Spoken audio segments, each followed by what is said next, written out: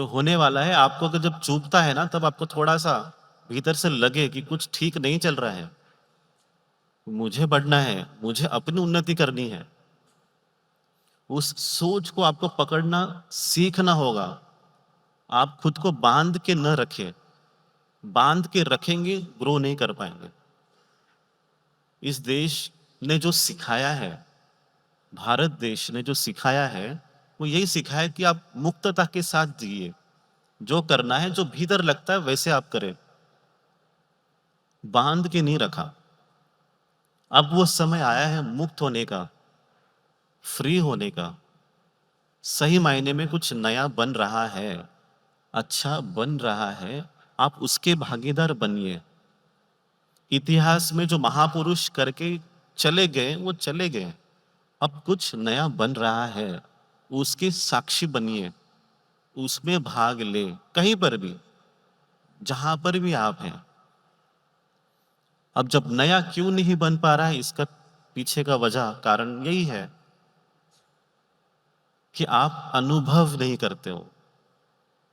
आप अनुभव नहीं करते हो, आप सिर्फ यहाँ-वहाँ से इन्फॉर्मेशन लेते हो।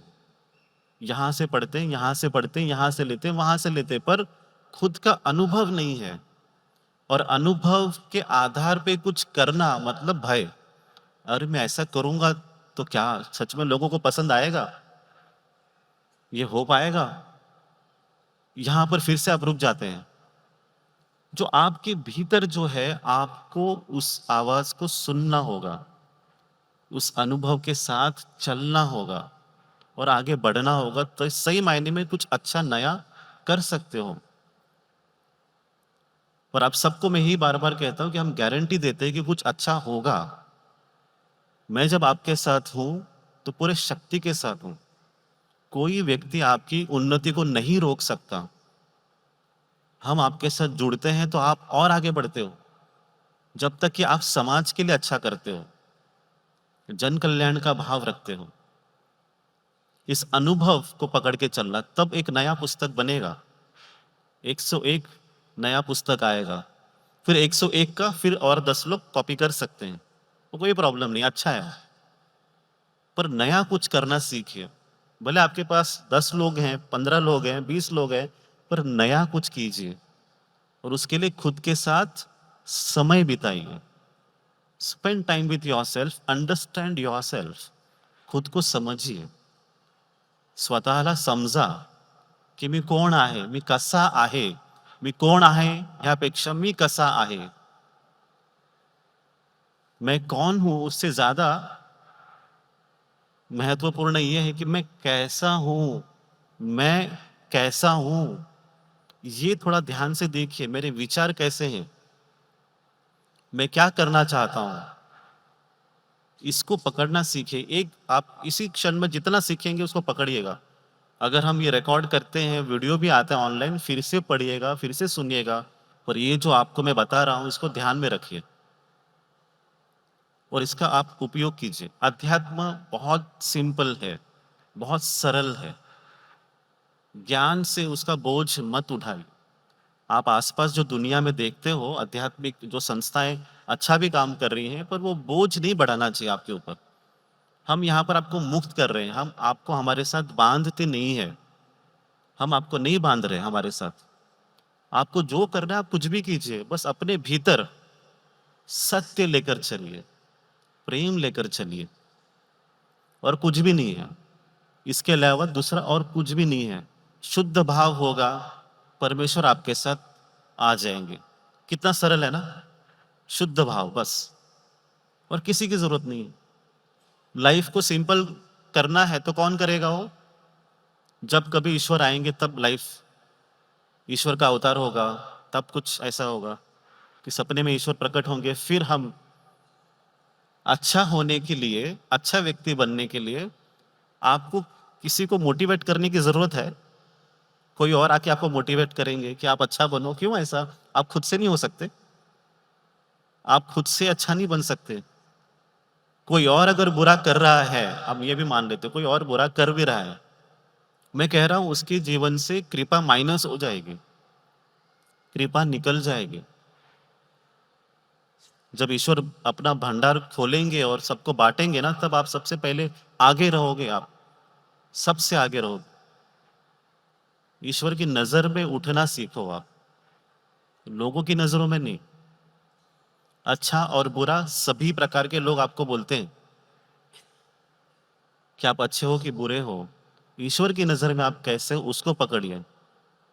आप तो बहुत कुछ सोचते हो करने के लिए, हम ये करेंगे, वो करेंगे, पर कभी सोचा है कि ईश्वर के मन में क्या चल रहा है आपको लेके? सोचा है कभी कि ईश्वर क्या सोच रहे हैं आपको लेके, कि इसके आगे की यात्रा कैसे करें? ये सोचने की ज़रूरत है आप सभी को, कि आगे की यात्रा हम क्या करें और हम किस पथ पे चलें? आपको अपने आप को अच्छा करना है और कुछ नहीं। गलती से ये मत सोचिए किसी और के बारे में बात कर रहे हैं, आप ही के बारे में बात कर रहे हैं। आप ही है वो जिनके साथ मैं बात कर रहा हूँ। आप यहाँ आए हो, गलती से आए, ऐसा हॉल देखते-देखते पहुँच गए अंदर, या किसी ने फ़ोर्स किया, किसी ने फ़ोन किया, पर आप आ तो गए। अब आ गए हैं मतलब कुछ तो कारण है। अब क्या कारण है उसको ढूँढिए। ये सामने जो व्यक्ति बैठे हैं, जो बात कर रहे हैं, वो परिवर्तन के ऊपर बात करते हैं, सत्य के ऊपर बात करते हैं और मैं वहाँ पहुँच गया, इसका मतलब मेरे परिवर्तन का समय आया है।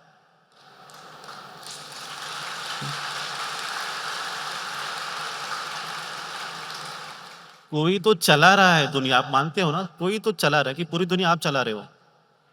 आप अपने दिमाग से पूरी दुनिया चलाते हो? सुबह कितने बजे कौन उठेगा? हाँ? आप अपने दिमाग से चलाते हो? कौन-सी ट्रेन टाइम पे पहुँचेगी, फ्लाइट डिले हो जाए, ऐसे आप करते हो? दुनिया कोई तो चला रहा है या चल रही है, कोई इंटेलिजेंस है। एक्सीडेंटली कुछ होता नहीं है। तो आप यहाँ पहुँचे हो ना, तो कुछ वजह तो है। आप ये सोचिए आप इस वक़्त कहाँ-कहाँ हो सकते थे? इस वक़्त आप कहाँ-कहाँ हो सकते थे? Where you could have been at this right time? सोचो, किसी पार्टी में हो सकते थे, फंक्शन में हो सकते थे, घर पे हो सकते थे, मूवी थिएटर में हो सकते थे, देश के बाहर हो सकते थे।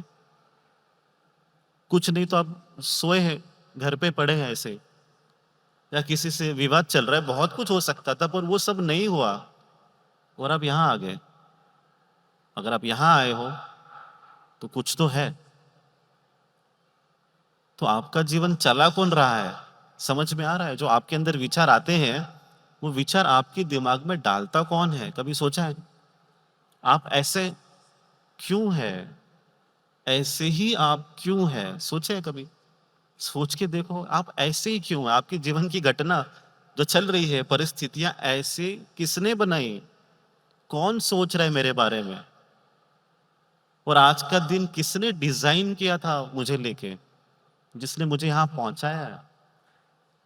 कभी सोचिएगा, अगर आपको सच में इंटरेस्ट है, जीने में इंटरेस्ट है, अकेले बैठ के इस सवाल के ऊपर सोचिएगा। अगले 12 महीने में वो परिस्थिति आएगी जब आप सोचेंगे इसके ऊपर, कि कौन है जो मेरे अंदर विचार डाल के मुझे चला रहा है? मैं यहाँ पहुँचा कैसे? या जो मैं करता हूँ, मैं क्यों करता हूँ? Whatever I do, why do I do it? कल सुबह क्या-क्या होने वाला है आपको पता है? कुछ पता नहीं है। आपके पास एक रैंडम आइडिया है कि हम ये जो रेगुलर करते हैं वही करेंगे, पर क्या एग्ज़ैक्टली होगा आपको नहीं पता। सोचो कि कौन है? आप छोटे से, जो आपने अपना घर बनाया हुआ छोटा-सा घर, उसमें से बाहर निकलने का समय है। थोड़ा निकलिए और देखिए। ये अध्यात्म यही है। अध्यात्म सिद्धि, जादू नहीं है, चमत्कार नहीं है।